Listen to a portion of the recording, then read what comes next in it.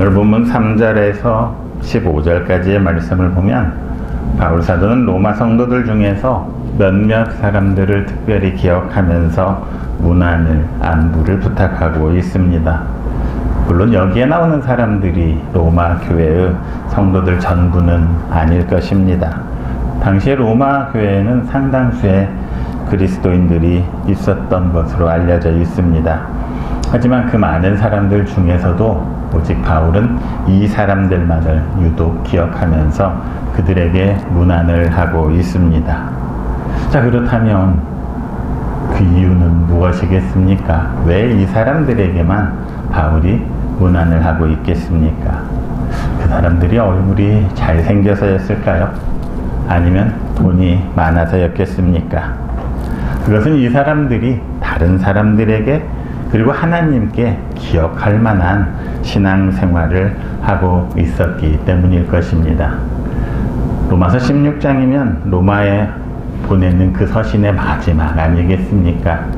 끝을 맺으려고 하다 보니 바울 사도도 애틋함이 올라왔겠지요. 그런 감정들을 느꼈을 것입니다. 정말 로마 교회가 잘 되기를 바라는 그런 절절한 감정이 올라왔을 것입니다. 그래서 이제 이 사람들을 통해서 로마 교회의 성숙과 부흥과 발전을 기대해보는 그런 마음이 있지 않았겠습니까? 그래서 지금 이 사람들을 마음속에서 기억하고 있는 것이지요. 누군가 나를 기억해 준다는 것 참 기쁜 일입니다. 가장 슬픈 죽음이 고독사 아니겠습니까? 그것은 어느 누구도 자기를 기억해 주지 못했다는 것입니다. 자, 어떤 사람이 기억을 해준데 그것도 많은 사람들 가운데서 아주 유명한 사람이 나의 이름을 기억하고 불러준다면 어떻겠습니까? 정말 어깨가 으쓱하면서 기쁜 일이지요. 김춘수 시인은 그가 나의 이름을 불러주었을 때 나는 그에게 가서 꽃이 되었다. 이렇게 노래하기도 했습니다. 바울 사도는 로마 교회에 보내는 그 서신의 마지막에서 자신이 기억하고 있는 로마 교회의 성도들 한 사람 한 사람의 이름을 마치 꽃 이름을 부르듯이 한 명 한 명 불러가고 있는 것입니다. 3절에 나오는 브리스가와 아굴라, 이들은 헌신이라면 어디에 빠지지 않는 사람들이었습니다. 7절에 나오는 안드로니고와 유니아는 평판이 좋은 사람이라 이렇게 소개하고 있습니다. 6절과 12절에 나오는 마리아와 두루베나와 드루보사 그리고 버시는 주 안에서 수고한 사람들이라 소개하고 있습니다. 참 많은 꽃들이 있습니다. 그런데 꽃마다 특유의 향이 있고 색이 있어서 구분되지요. 그것처럼 성도들 한 사람 한 사람도 신앙의 특성들이 있는 것입니다. 바울 사도는 그 신앙의 특성을 사람마다 다르게 기억하고 또 추억하고 있는 것입니다.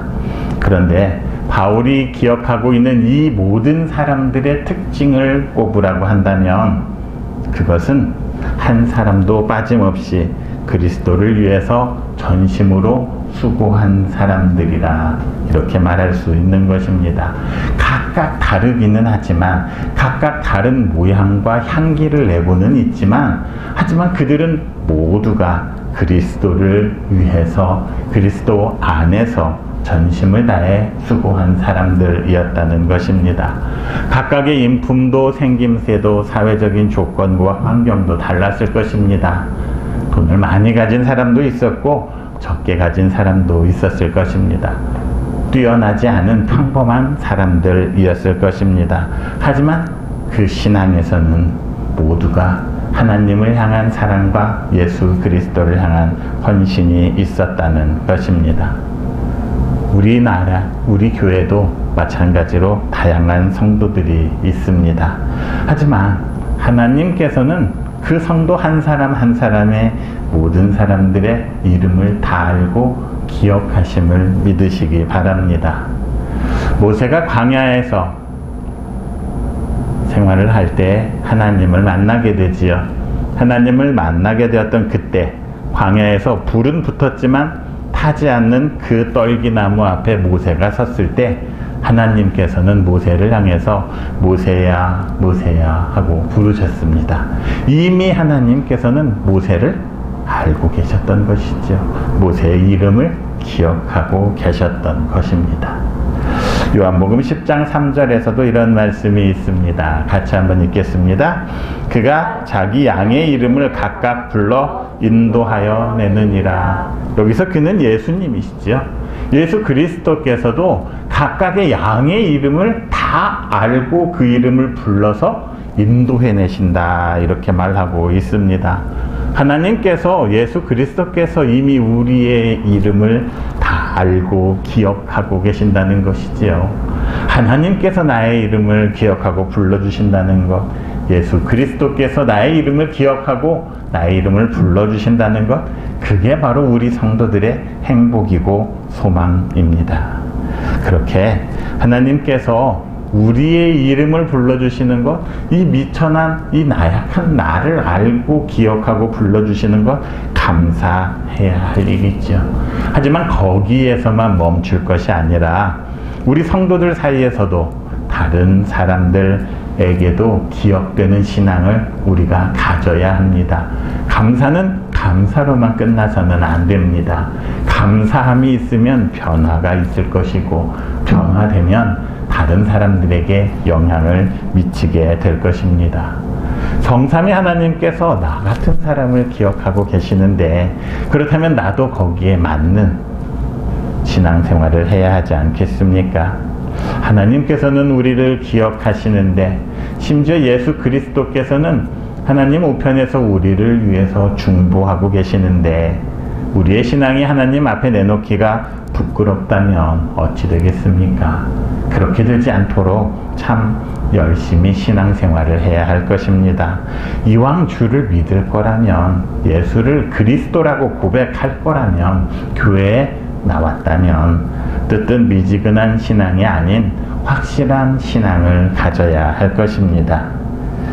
요한계시록 2장과 3장을 보면 소아시아의 7교회에 보내는 예수 그리스도 주님의 말씀이 나와 있습니다.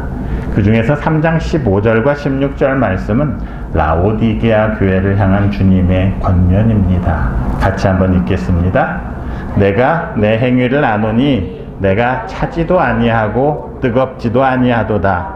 내가 차든지 뜨겁든지 하기를 원하노라.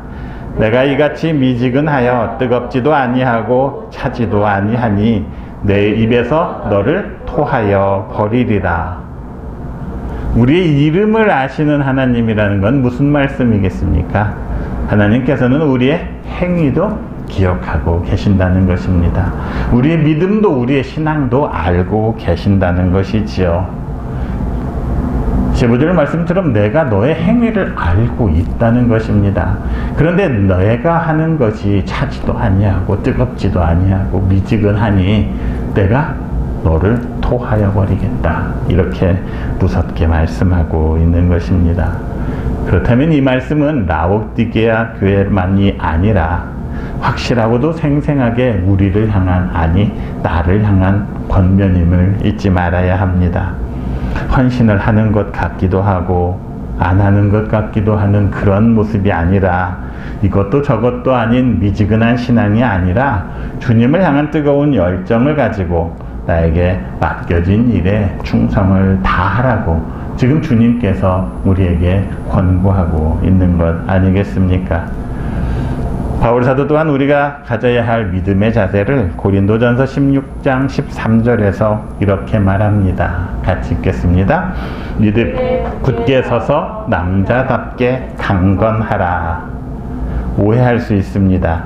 남자답게라는 말, 남자답게 강건하라는 말이 여자는 연약하고 남자는 강건하니까 남자답게 강건하라, 그런 말이 아님을 알아야 합니다. 우리가 얼마간의 달란트를 받았는지, 무슨 직분을 받았는지, 남자인지 여자인지, 그것은 그리스도 예수 안에서는 결코 중요한 것이 아닙니다. 지금 위치에서 모든 일에 최선을 다하는 것, 충성을 다하는 그 사실이 중요함을 알아야 합니다. 여기서 말하는 남자답게 강건하라는 것은 그 강건함의 성격을 말해주고 있습니다. 어떠한 시련이 온다 할지라도 그 시련을 이겨내고 나에게 맡겨진 직분을 충성스럽게 수행하는 것, 그것이 강건한 남자의 모습이다, 이렇게 말하고 있는 것입니다.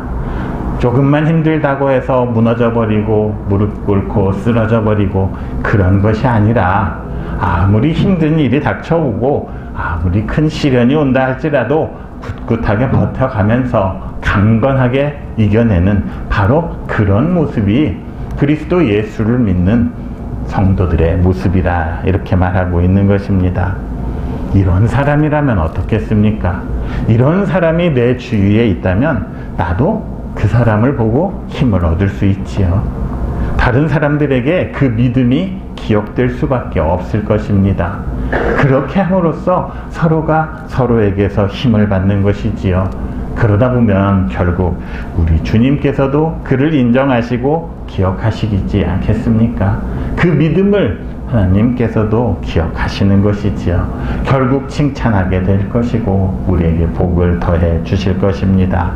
그러니까 여러분은 무슨 직분, 어떤 자리로 기억되는 것이 아니라 여러분의 참 신앙의 모습으로 기억되는 성도들이 되시기를 바랍니다.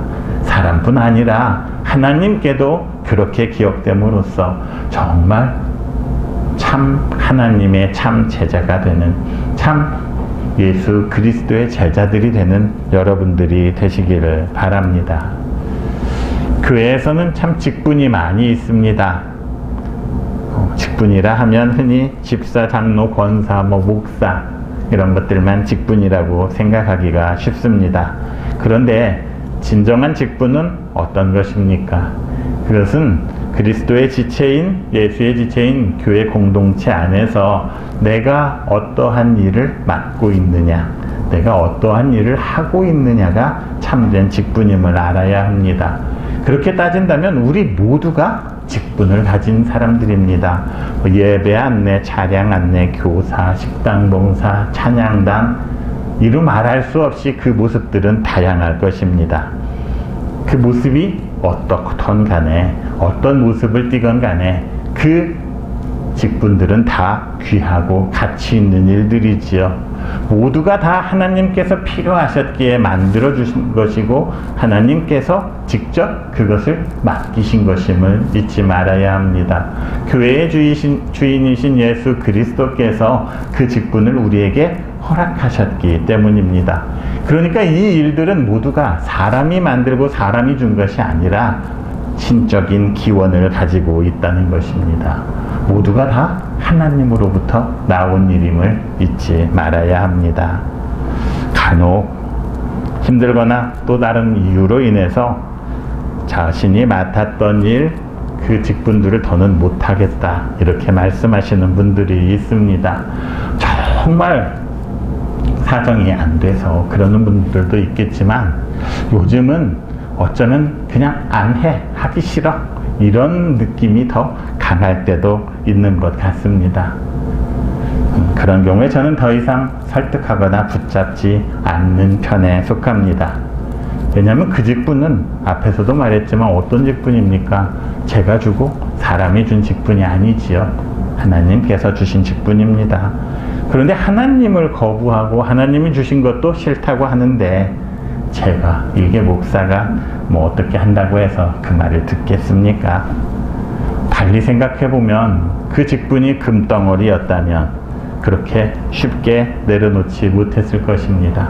아무리 힘들어도 그 금덩어리를 끝까지 지니고 가겠다고 했을 것입니다. 세상에서 장관 자리나 국회의원 같은 그런 자리였다면 내려놓으려 하겠습니까? 절대로 내려놓으려 하지 않았을 것입니다. 그런데 그냥 하나님께 한 것이기에, 그냥 성도들과의 약속이기에 가볍게 생각하는 것 같기도 합니다. 오히려 그런 생각을 했다면 이미 그 사람은 넘어서는 안 될 선을 넘은 것이지요. 돌아설 수 없는 강을 건넌 것이라 말할 수 있습니다. 그렇기 때문에 우리는 하나님으로부터, 교회로부터 어떤 일의 요청을 받으면 그것은 하나님의 요청이고 부르심이라 생각하고 받아야 합니다. 그것은 해도 되고 안 해도 되는 그런 일이 아니기 때문입니다. 그리고 일단 받았으면 이제는 하나님의 기쁨이 되고 자랑이 되도록 해야 합니다. 뜨겁지도 않고 차갑지도 않고 미지근하게 하는 것도 아니고 안 하는 것도 아닌 것처럼 그렇게 해서는 안 된다는 것이지요. 적당히 해서 넘어갈 수 있는 교회의 일은 없습니다. 그래서 믿는 자에게 구할 것은 충성이라, 끝까지 충성을 다할 것을 하나님께서는 원하고 계십니다. 자, 4절을 보면 브리스가와 아굴라에 대한 소개가 나오고 있습니다. 브리스가, 이 말은 브리스길라를 줄인 말이지요. 브리스길라와 아굴라는 사도행전 18장 2절과 3절에서 처음 나옵니다. 같이 한번 읽겠습니다. 아굴라라 하는 본도에서 난 유대인 한 사람을 만나니 글라우디오가 모든 유대인을 명하여 로마에서 떠나라 한 고로 그가 그 안에 브리스길라와 함께 이달리아로부터 새로 온지라. 바울이 그들에게 가매 생업이 같으므로 함께 살며 일을 하니 그 생업은 천막을 만드는 것이더라.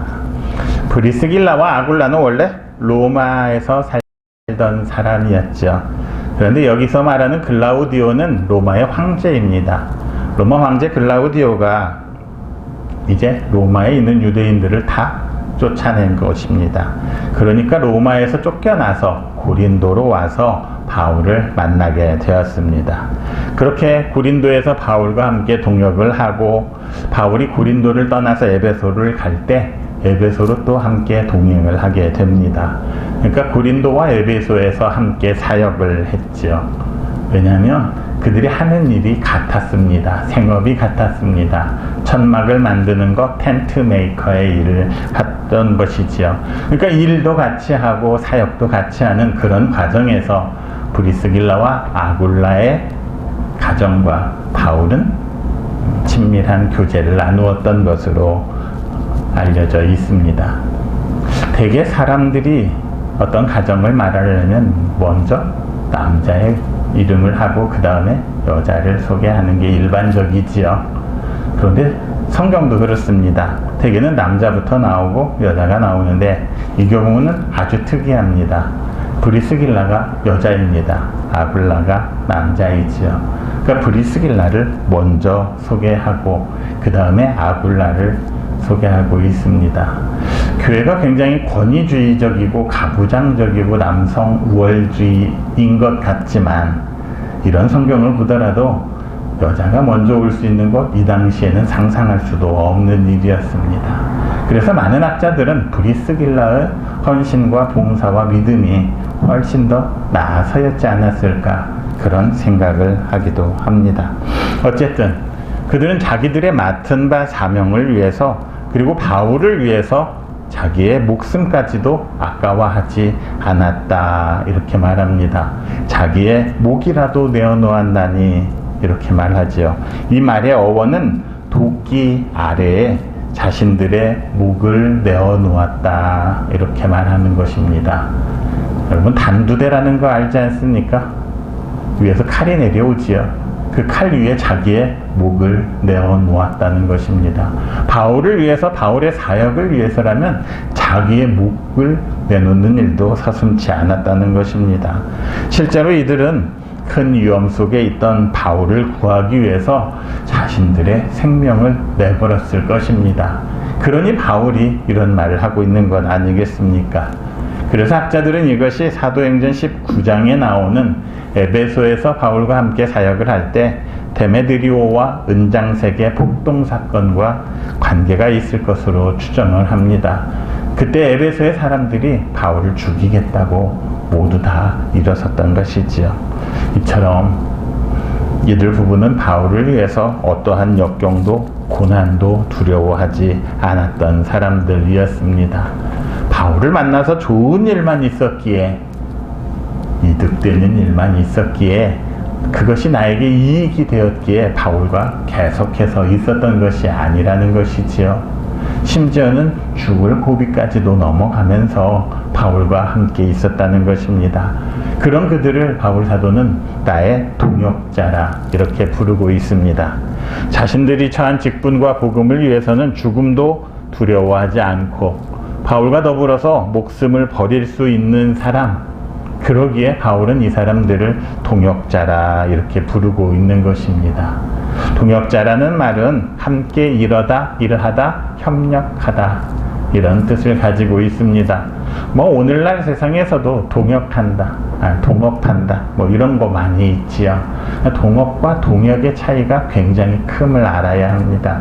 여기서 말하는 동역은 그 사람을 위해서 나의 목이라도 내놓을 수 있을 정도가 되었을 때 그걸 동역이라 말할 수 있다는 것입니다. 그런데 중요한 것은 바울은 이 동역자라는 말을 그냥 사용하고 있는 것이 아니라 반드시 그 앞에 그리스도 예수 안에서라는 말과 함께 사용을 하고 있습니다. 세상에 많은 관계들도 있고 세상에서도 동역하는 관계는 있겠지만 정말 중요한 건 그리스도 예수 안에서라는 것입니다. 자, 그러면 바울의 동역자임과 동시에 그리스도 예수 안에서 동역을 한다는 것은 바로 하나님의 조력자, 하나님과 함께 일하는 사람, 예수 그리스도의 동역자라는 것을 알 수가 있는 것입니다. 바울의 동역자라고 하면 예수 안에 있을 때 예수 그리스도의 동역자가 되는 것입니다. 결국 바울은 예수 그리스도를 위해서, 복음을 위해서 동역했던 사람이기 때문입니다. 그러기에 바울 사도가 나의 동역자라고 부를 수 있는 사람, 불렀던 사람은 예수 그리스도의 심장을 가지고 주님께 전신으로 헌신한 사람들을 말합니다. 바울을 위해서 목을 내놓는 것, 그것은 더 나아가서 우리 주님을 위해서, 예수 그리스도를 위해서 내 목을 내놓는다는 것과 같은 말 아니겠습니까? 목숨도 내놓을 수 있다면 나에게 아까울 것이 무엇이 있겠습니까?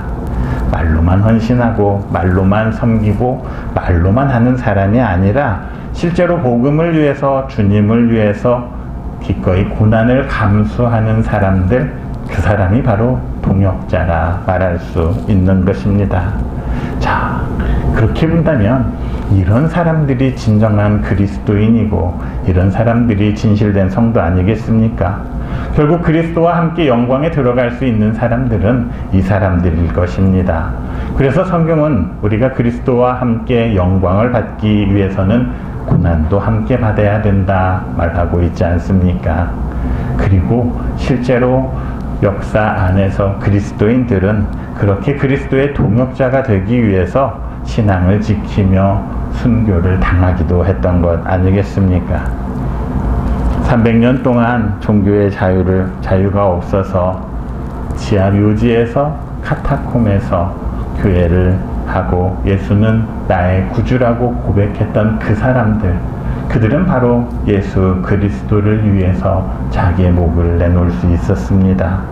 아프리카의 밀림 속에서 27회나 열병으로 고생을 받고 사자에게 물려서 왼팔만을 가진 채 기도하는 모습으로 죽어갔던 리빙스턴, 이 사람 역시 그리스도의 동역자가 아니겠습니까? 이처럼 그리스도의 십자가의 죽음을 생각하면서 복음을 위해서 담대하게 자신의 십자가를 질 수 있는 사람, 바로 그 사람이 예수의 동역자가 되는 것입니다. 지금 예수님께서는 우리를 향해서 나의 동역자가 되어달라고 손짓하고 있지 않습니까? 브리스길라와 아굴라는 주님을 향한 진실된 믿음과 신앙을 가지고 자신들에게 맡겨진 사명을 위해서, 그것을 완수하기 위해서 자기의 목숨까지도 내걸었던 사람임을 잊지 마시기 바랍니다. 그런 사람들이 있었기에 그 믿음과 신앙이 지금 우리들에게까지 전해졌던 것입니다. 그리고 하나님께서 지금 이제는 우리를 동역자로 부르시고 우리의 다음 세대에게 이것을 전해달라고 부탁하고 있음을 잊지 말아야 합니다. 그렇다면 여러분들 또한 주님을 위해서 고난을 겪는 것을 마땅한 것으로 여기면서 복음을 위해서, 그리고 교회를 위해서 자신을 기꺼이 희생할 수 있는 예수 그리스도의 동역자들이 되시기를 바랍니다. 그리스도 예수 안에서 나와 함께 교회를 위해서 일하자고 하는 그 제안과 그 권유를 뿌리치지 않는 여러분들이 되시기를 그리스도이신 예수님의 이름으로 축원합니다.